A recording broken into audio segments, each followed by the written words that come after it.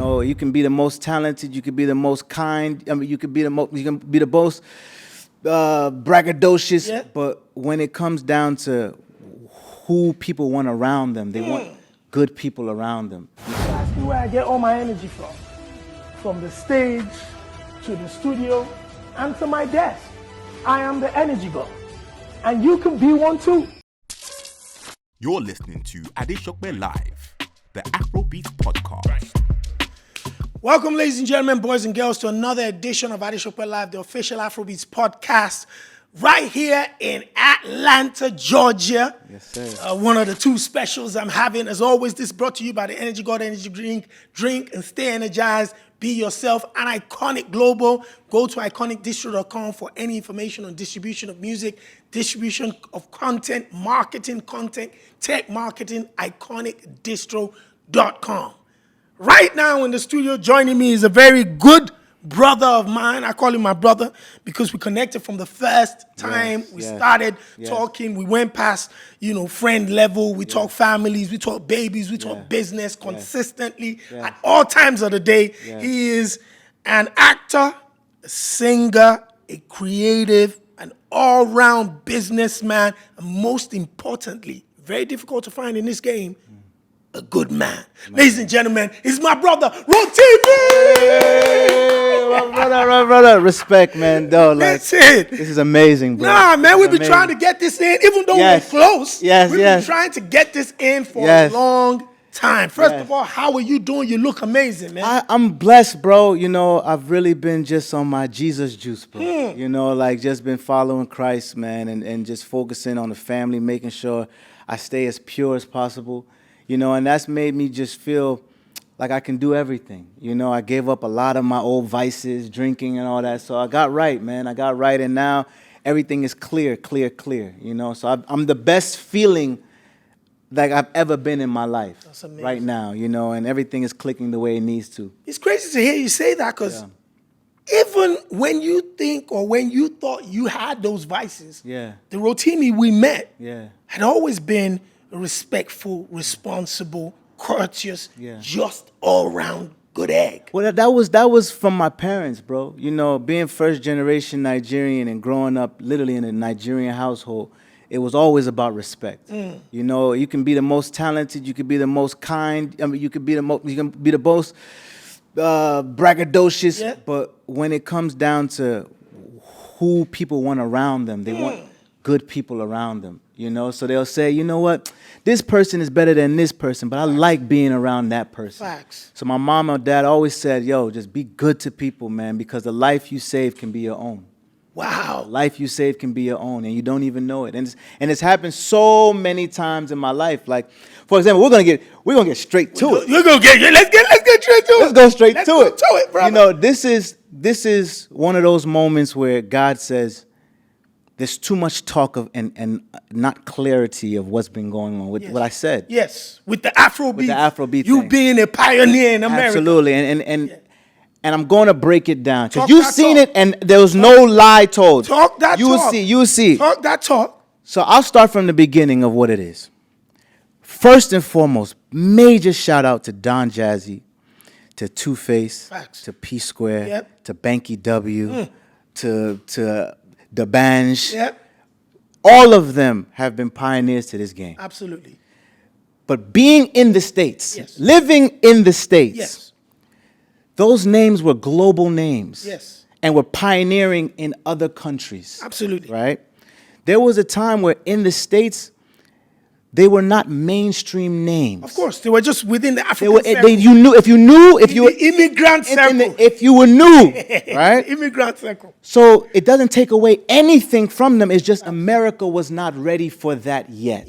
At that time. So when that generation did what they did, yes, there was moments here, but it wasn't mainstream. And I'll explain what mainstream means. Talk that talk. Mainstream means you're on radio around all 50 states 10 to 15 times a day on every station. Your songs are being played in coffee shops. You're at the face of award shows. And again, it's not taking away. Probably only 4 or 5 records have ever done that.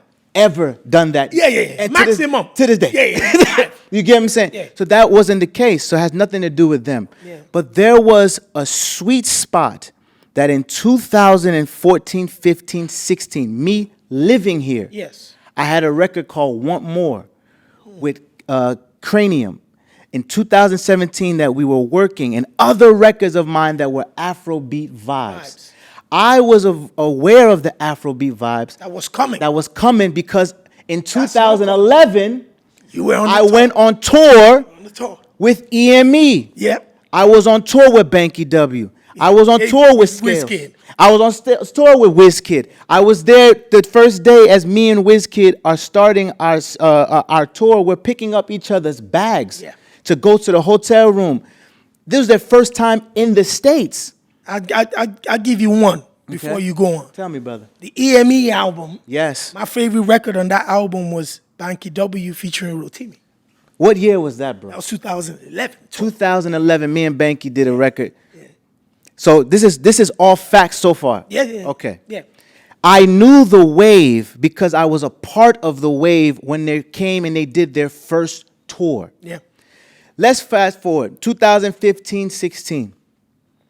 I'm now, because I'm aware, I'm in this country, so I'm going around to all of the radio stations in Arkansas, in Mississippi, in Philadelphia, in Connecticut, all the little stations representing Afrobeats because that is my culture. Yep. It was not aware of it yet. Globally, starting to. In America, it was like, Rotimi, what is this music? I was playing records of mine that they were like, I don't know what this sound is. Okay, cool. In 2016, One Dance and Come Closer. Come Closer had come. But at that time, I was getting calls from radio programmers like, oh, it was a Drake record, but it was fresh. Yep. It still didn't click fully yet. Yep. But the conversation that I was having from radio programmers was like, oh, Rotimi, I get it. Oh, that's that sound you were telling me about 7 months ago. I said, yes. So now I'm working my record, Want More in 2017 drops. So now it's okay, they're starting to get it. In 2018, Davido started the If and Fall. Yes. Yeah. At that particular time, it was still mainstream, but it wasn't mainstream in every city yet. Yeah, it was big in LA. It was big in Boston, New York. Yeah. The main states that most Africans are, DC. It will pop off in those places. It was still not what it was. Facts. Until Love Rhythm and all that at the same time. 2019, just before the pandemic. Yes, 2019. We had that. We had it. African Giant, boom, Burna Boy. Boom. But at the same time, Soko. It was conversation I was setting up for years. And in 2017, 2018, I had Love Rhythm. Yes. So the same radio station that saw me 2016, 17, they're like, oh, wow, we get it. We love it. Bro, you were telling us about this 2 years ago. I love this. So when I say that, it's not saying, oh, I'm not the one, but I was in the trenches because I live here. I was here every single day. I was here championing. And you connected with that in 2011. In 2011. And I was here when they first got to the States on the tour in 2011. Yeah. So when people say, yo, do the research. You heard fam say, listen, 2011, y'all. Only you I won't be with. Come on.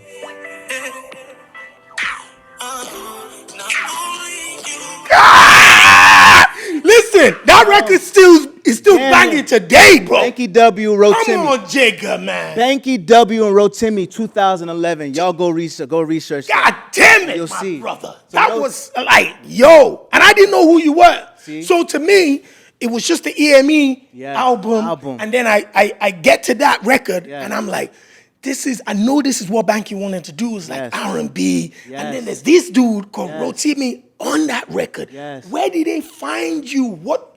That was 2011. So 2011. Banky W was like, yo, bro, there was a guy named Valentino back in the day that we knew. Valentino was in the States. I think he managed them. And he was like, yo, he told Banky, you got to meet this kid. Mind you, the year is 2011. I was just on TV for 3 months. There was a kid named Rotimi that's super dope in the R&B space, but he's Afro. He's Nigerian. Banky said, I'm coming to New York. I'm coming to the States. Let me meet him. We met, locked like that. And that first day I met Banky, we did that record. Damn. And he was like, yo, you're so talented. I want to bring you on tour with me, Scales, and WizKid. We got this kid named WizKid. I said, wait, that's dope. So what's up? What's the tour? Well, we're going to be doing 300 people to 500 people city tours. Yeah. It wasn't big yet, guys. I was on that tour in 2011, opening with them. I Am Official EME team. Like, you know what I'm saying? How did it make you feel when Did I explain that clearly, bro? Absolutely. Listen, man. Do you understand everything as well? I understand exactly what you were saying. Of course, when he first came out, everybody's like, yo, what's Rotimi smoking? Bro, man? and the headlines and the chop of everything. And you know, things are set fast and no. How did that make you feel, though? The reaction from your people going like, nah, man, Rotimi's smoking. Yeah. How did you feel about that? I mean, Cause people will be going hard at you on social media and stuff. Yeah, I mean, I feel like when people are uninformed, and I take blame for some of it. As a man, I take blame for some of it because I didn't articulate it the way that it actually should have been. It's an actual conversation that deserves 20, 25 minutes on its own. Facts. So to Facts. speak on it in the way that it was, Facts. the points that I was saying are not wrong. Yes. But the way You couldn't flesh it out. Flesh it out because that's not what I was there for during that interview. Facts. You know what I'm saying? But here we can have the conversation. It was like, yo, I was here when it was 2011 and 300 people were coming because no one else knew. Absolutely. You was there. 1000%. You heard the song. So when I say I go to these radio stations and I was there before it became mainstream, I was the one getting the calls at 2015, 2016. Like, because you're the African in America, that they can speak to. That was the bridge. That was like, oh, they couldn't reach out to Wiz. They couldn't reach out to these guys. Yeah. Most of them guys were in UK. Absolutely. They can reach out to Rotimi and say, oh, bro, I get it now. Yo, okay, that Love Rhythm record that you have, can you explain the tempo to me? Yeah. So I made it comfortable for these guys because these records that ended up coming were big records. But at the same time, it didn't mean that it was understood truly. America copies what the world does. They don't truly understand until someone else helps explain it. And I think working with Harmony Samuels, who's like a super producer, of course, of Nigerian descent, also made that kind of palatable sound. Yes. He had the sauce, the Nigerian sauce, but he also knew what could possibly be easily assimilated by radio here. What was that? Like, you working with Harmony, how did that relationship come by? How did that start? So again, God is so merciful, bro. I met Harmony at an award show, and for maybe 5 years before we ever did In My Bed or Love Rhythm or any of those records, we will always be like, yo, bro, we're gonna work at the right time. Yo, bro, just stay in contact with me. Let's figure this out. So I met him in like 2015. We started working together in 2018, 19. So when it came about, it was just like a synergy. And there's something about like the power of being Nigerian that like when we link up, there's a royalty that is like, it's an unspoken understanding. It's spoken understanding. It's like forming like Megatron. You know what I'm saying? Like it's like one of these things. Let's do something incredible, and let's just And so when he called me, he was like, "Man, let's come down to LA and let's work." And the first thing I did when I got into the studio with him, I knew this whole trip was anointed. Was when it was, I don't say too much, baby, baby. Yeah, that's the first thing that came out of whatever we were doing. Literally, the first 10 minutes was that. And we looked at each other like, yo, what was that? I said, bro, I just felt the beat, bro. He was like, that's your tag. I've never heard, keep that, that's the hook. Wow. You know, and so it was that type of synergy consistently. And then Love Rhythm had come out. And the funny thing, too, about Love Rhythm had come out in 2019, yeah? Yes. But that record was worked for a year before. Yes. It wasn't, oh, this is a record. Blew up. No, it was conversation. Creeping up. Conversations that I had to go back to. I had to go to radio and say, guys, Yeah. This is early 2018. And they're like, we just don't get this sound, bro. So it took a year to even work that record out here. Wow. So that's what I'm saying. So it wasn't 2019 that Google says, no, there's a lot of groundwork that goes into making records, guys. You know what I mean? So anyway, so in 2019 that happened. Then he calls me. He says, bro, I got an idea. I said, what, bro? He said, there's this hook in my head, and this is Harmony. He said, there's this hook in my head that I can't get out. And he's like, and I was on set. I was on Power. Wow. I was studying my lines, and he said, please. I said, and this is how God works. I said, bro, I can't talk right now. He said, please, Ro, listen. It sounds like this. There's a meeting in my bed, oh, in my bed. I said, and he just stopped. I said, that's it? He was like, yeah, that's all I got, bro. He said, can you come out in 2 days? I said, no way. I said, bro, I have to film. If I come out there, I only have 2 days so we can figure this out because the label is saying I got to turn my project in. He said, please, let's just record this record, bro. I go out there. That's not even the first record that we record that night. We record something else that never has come out. And at 3 o'clock in the morning, it was like, yo, what was that idea you called me about? And he was like, meeting in my bed. Yo, so he started working on the sample there.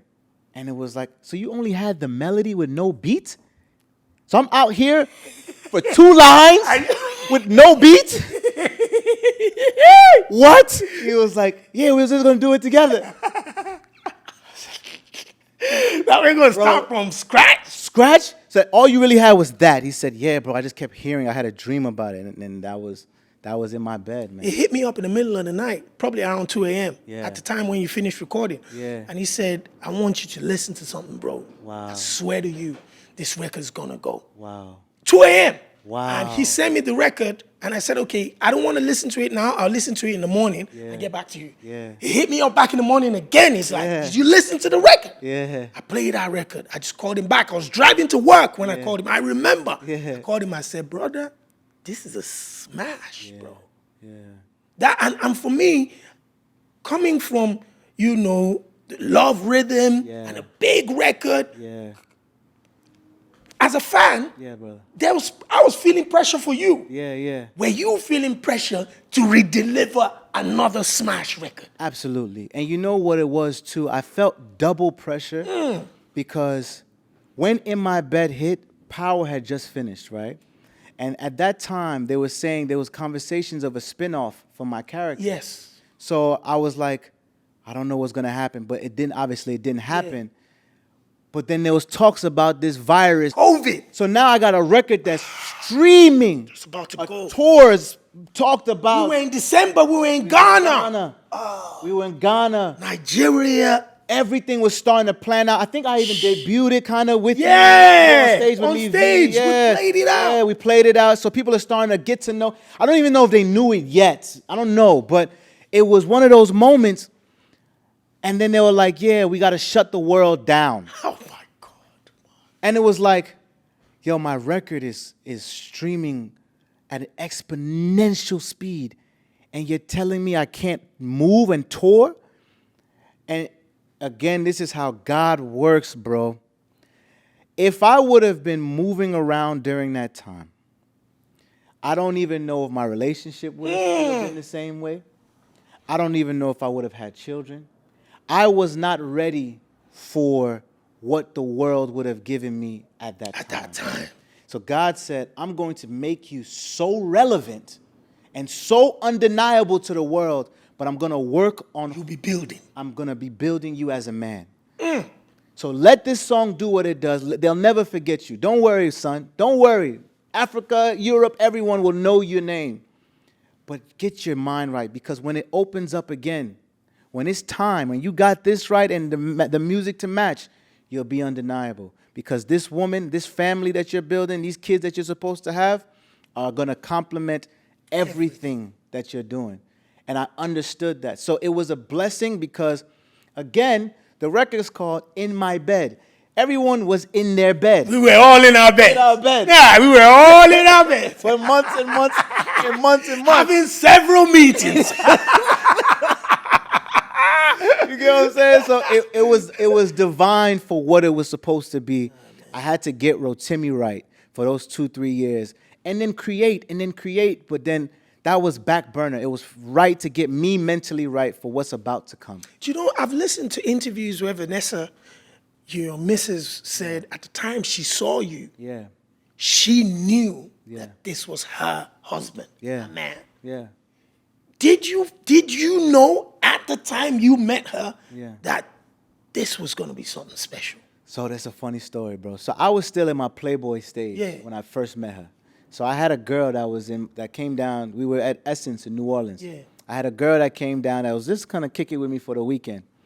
And there was a Spotify private party that I was going to stop by for 10 minutes and I was like, hey, you want to come? She was like, nah, I'm not feeling well. I'll meet you at the next thing. So she just stayed in the room. Jeez. Mind you, this girl was with me the entire 2 days. Oh, no, This wow. 10-minute gap. God damn it. Bro, everything aligned the way it was supposed to go. So then my The whole angels kept her in bed. they just kept her in bed, bro. So then when I go into the party, a lot of my power crew Yeah. was to the right. And I had just seen everybody. I see them every single Yeah. day. So I'm like, yo, I told my manager at the time, I'm like, yo, let's go this way, man. So we go this way, and the first person I see is V. And like she's like with her girls, and she's sitting on a pool table. And we ended up speaking for 3 hours. Though. Damn. And I never had a conversation with somebody that made me say, what is this? Like, yo, who are you? And I was a savage during that time, see? So when she said, I want to see you again tomorrow, I was like, no, let me handle this. My hands are full right now. I said, listen, let me get this out. I'm going to meet you. I'm going to see you later. I'll see you later. So I was like, yo, I'll see you later. So I'm like, yo, like, listen, man, like, that was built on integrity, you know, and she'll never forget that because now she knows this is a stand-up situation. But when she said that, I didn't know because I still was doing a lot of healing. Women know. Women will say Intuition. a woman's intuition is the most powerful thing in the world, bro. You can't. So to say I knew in 2 days, no. To say give me a week, yeah. But it took me some time because I still had a lot of things that I had to deal with, you know, and I had a lot of cleaning up to do. Yeah, a lot of mopping up to do. Block this one. Ooh, that's a good one. That's a good one, boy. You gotta hold go. on. You want this, brother? You can have it, brother. Listen, you always Yeah. were strong with your African heritage Yes, brother. from the get-go. Yeah. Even though you're in New Jersey, Yeah. you're what would, others would instantly consider Yeah. African American, but you always had a strong Yeah. identity as a Nigerian. You always wanted to show that at any moment, Everything. butterscotch, Yeah. that. What was that? Why was it essential to you, even at the time when it wasn't cool? Because it's always been me since I was 5, 6 years old. It wasn't because of music. It was because I was always proud to be where I'm from. To be Nigerian, so I'm half Igbo, half Yoruba. You understand? Perfect blend. Yeah, so I grew up seeing Imo State. I grew up seeing Lagos. I grew up even Okpofe Village. I've seen all of these things. I grew up every summer going back home. And my parents came here at 25, 30, both homeless. So I saw from a perspective of the immigrant, the never die. That story wasn't Excellent. far from you. Yeah, so I grew up with two strong African individuals that didn't assimilate to American way of mindset or anything American in that time. It was, we'll do work. They were immigrants. But they were man. immigrants. Yeah. It was like, no, we're not gonna eat cheeseburger. We're gonna eat gari. We're not gonna eat McDonald's. You're gonna eat eba. You're gonna eat moi moi and egusi soup. You know what I'm saying? Like that's what I grew up on. So I was always the kid that it was in the States when I was 10, 11 years old. It wasn't cool to be African. Facts. It was like, African booty scratcher. You fresh off the boat. It was jokes. It was jokes, right? I can imagine, bro. You know, and so for me, it was like, I am that. I am that. Yes, I am. And so it always was that king mentality back when I was a kid. So it was always home for me. So, so that's why so for me, exactly, that's why even with the project, bro, like I was always doing R&B, but I always represented what Africa meant always in the States. That's why when in 2011, Banky and I did a record where it was an Afrobeat song, but it was R&B. R&B as well. I've been doing that since 2011. So when I have an album now called In My Heart, In My Veins. In my heart and in my veins. Is the perfect blend of what me and Banky and Wiz and Scales were doing in 2011.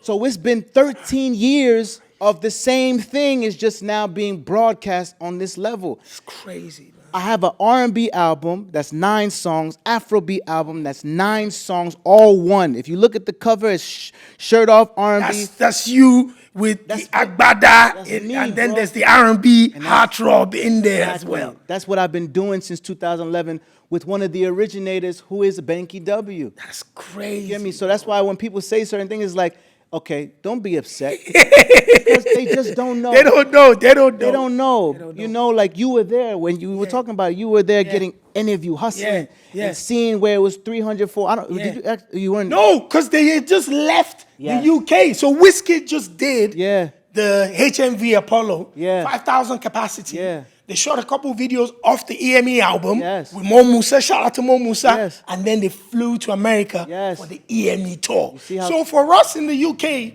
we had an amazing time. And we just kept on following what they were doing at the time. The only place we could see it was YouTube and Facebook. So at the time, we were just like, yo, they just killed the UK. Now they're in America killing the tour as well. And then I saw you a couple, I'm like, who's this guy? And then I related back to the album, where the song was on. Exactly. That's crazy. Now, did your heritage play a part in your acting career? How did that one come through? What was it that pushed you towards acting? So the heritage aspect of it is you got to figure out a way to eat. Because I was a college graduate. I was just a musician at the time, and we didn't have money. We didn't have money at the time, so my manager was like, "Yo, bro, you know what? You're always comfortable in front of the camera, so why don't you just go get a commercial or something in the city in Chicago? Because we were living in Chicago." And he was like, "Why don't you just do that?" Going to the city, and it was like no one wanted to take me because I had no resume. So when I go in, they're all like, nah, you're too short, you can't model, you can't this, you can't that. So when they see me, they're like, But everyone, this is before Instagram and Twitter and everything. So you had to take a cab, but then you also, there was no internet to just send your resume. You had to go walk in. Physically hand in something. I get to this small boutique, and this woman comes and opens the door, and she's like, listen, how old are you, 21? She said, yeah. You just got out of college? I said, yeah. She said, what school you go to? I said, Northwestern. She said, I'll take you in because my son is a freshman at Northwestern. Wow. That's the only way I got an agent. I wouldn't have acted if that woman had said no. I would have been like, oh, yeah, what's the point of acting? Everybody said no. I would have said that to my manager. Nobody would have taken me in. So then she says yes. Monday, I sign. She says Wednesday, there's an audition for a TV show called Boss with Kelsey Grammer that's coming to Chicago. You will not get this job, but I know that... As a practice. Yes, that's a practice because the role is already cast in LA. But I know the casting director, so she's a friend of mine. She'll look out and she'll make sure that you just get feet because you're natural. Yeah. So, but I don't know what you have. So let's figure it out. On Wednesday, Kelsey Grammer is still in town. Kelsey Grammer. He's coming to everybody. And who doesn't know Kelsey Grammer? Frazier. Frazier. Yeah, that's a legend. Exactly. So he's coming in just saying thank you to everybody for casting the show. The casting director comes in and says, Kelsey, can you just sit down and watch this kid? Dawn said we need to watch him. He says down. He said, let's go. You went to Northwestern?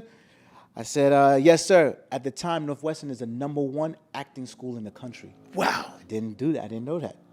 He said, who'd you study with? I said, I didn't, sir, sorry, this is my first day. He said, all right, let's just see. I start. try it this way, try it that way, try it this way, try it that way. I didn't know that I had done the role in that way about 8 different ways. Jesus Christ. So he's looking like, who the fuck is this? What is this? This must be a joke. I didn't know that he's amazed. Surprised. Yes, I thought I was horrible because I don't know. He's like, what the fuck is this? She's like, I know, right? So everybody's making this uncomfortable face that I don't know, right? You know what I'm saying? So I'm just like, all right, cool. 2 weeks go by, nothing. I'm telling my manager at the time, I'm like, bro, like I must have done horrible because they said, what the F is this? As soon as he was like, nah, it's okay, bro, man. You know, at least we tried. That's what. 2 weeks later, they called me and said I got the role. They told me I got the role. They took the guy off who had the role. Wow. And they gave me 6-figure deal. And at that time, I didn't know what I was signing up for, so I was terrified. I had no idea what I was signing up for to be this actor. But the stipulation was, as long as Kelsey becomes my teacher and guides me through that whole thing.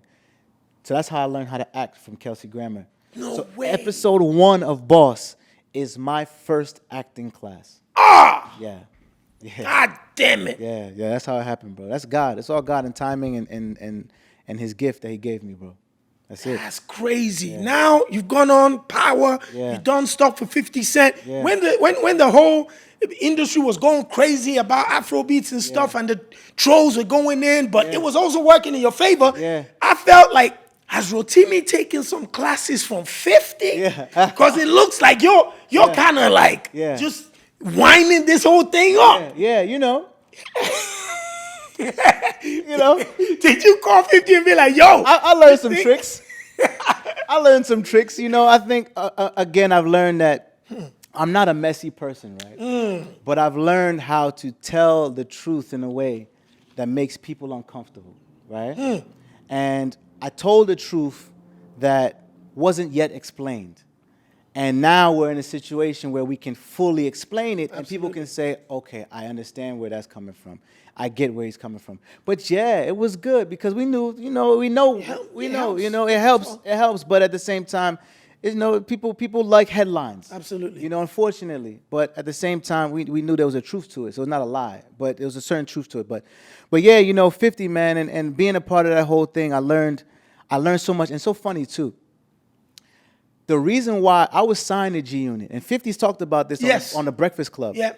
I was signed to G Unit, and I had heat at 2017-18. Again, Afrobeats in the States was not a staple. Yep. Again, Davido, Wiz had records in Boston, New York, LA. Going up, but it wasn't mainstream at that time. Yeah. It was big in the States, but it wasn't playing in LA. Yeah. If you go to LA in 2018 and be like, yo, did you hear that new record? They'll be like, nah, I don't know what that is. They weren't following it. They weren't following it yet. Yeah.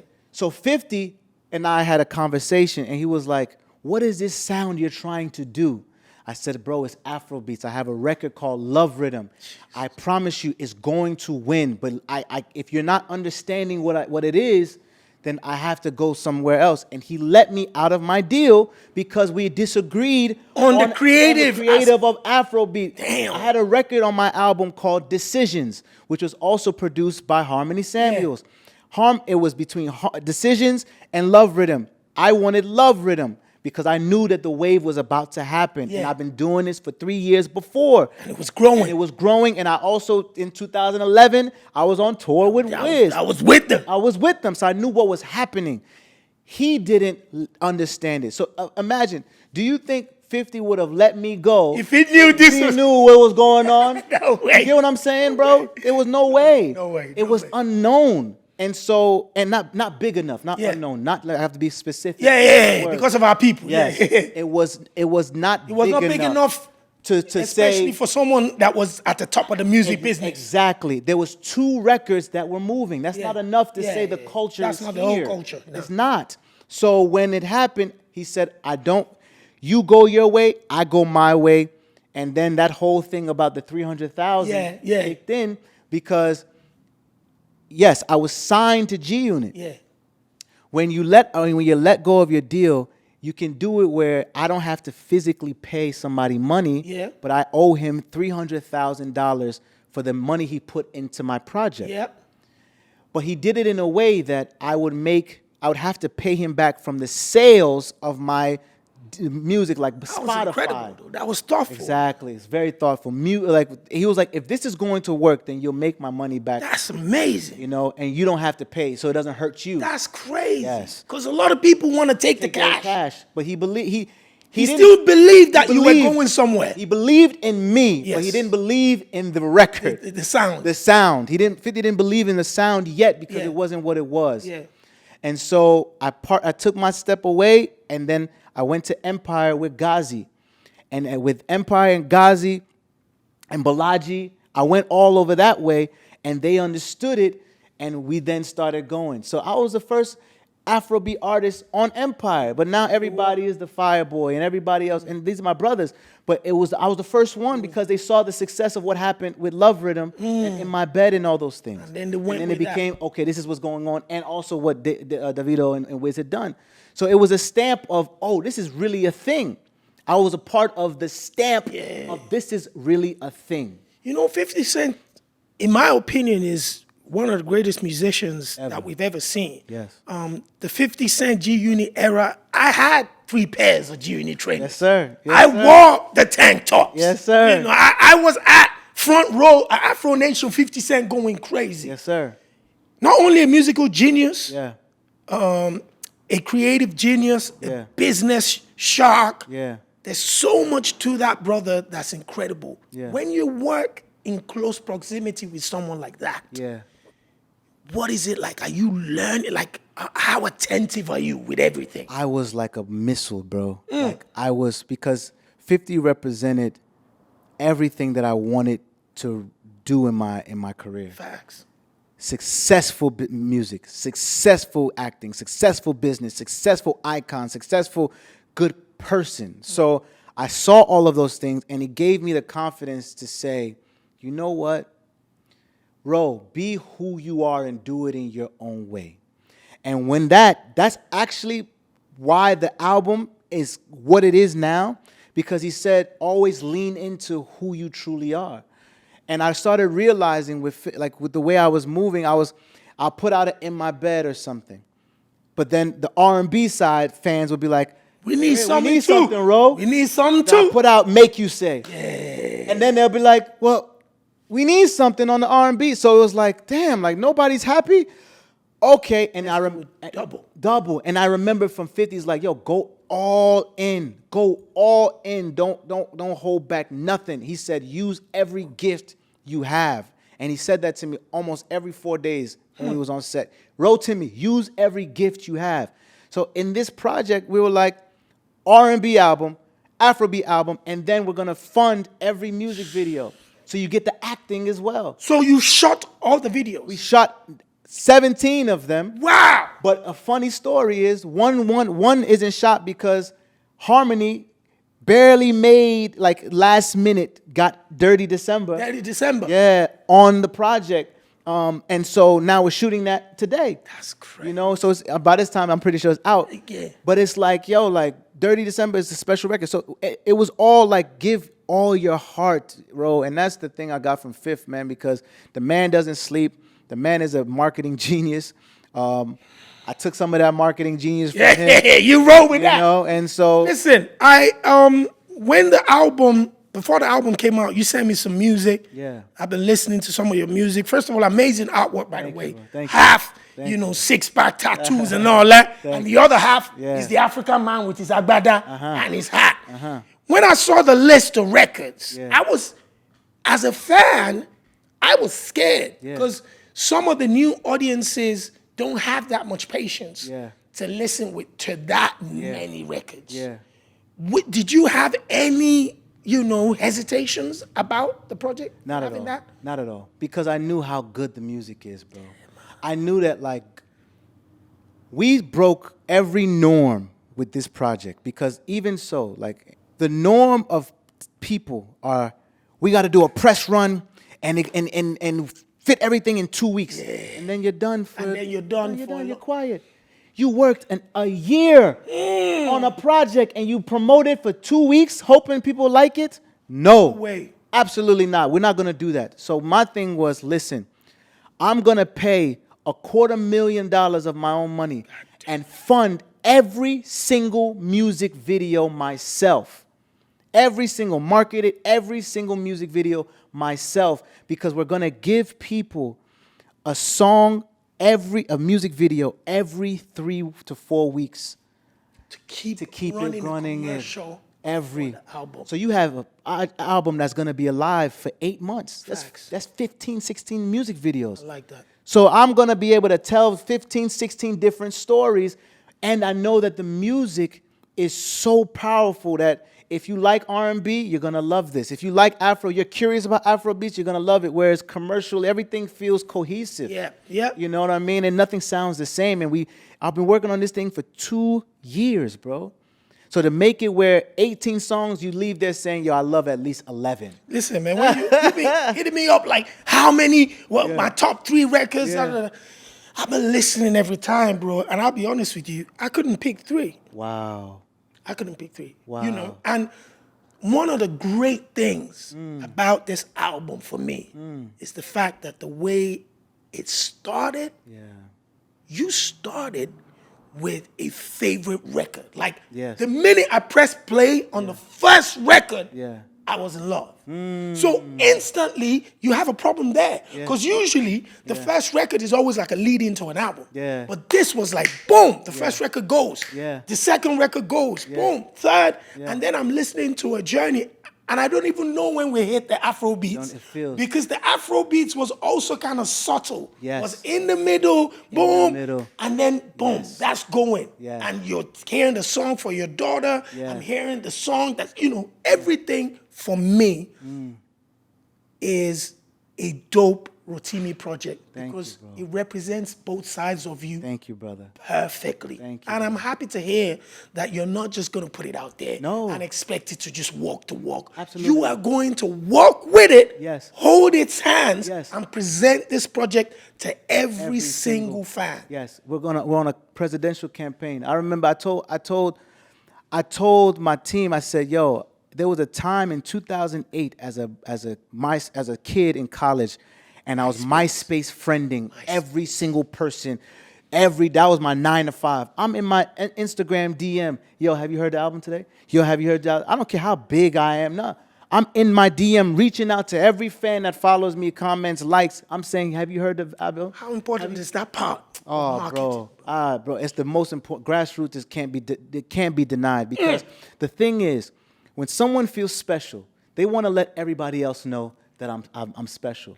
So when you write to someone from a genuine place and say something to somebody, that 500 people, they have followers who are 500 people. They're going to go show that screenshot of what Rotimi just said, that said about my album. He chose to talk to me. Now 500 people know that there's an album. So it's math.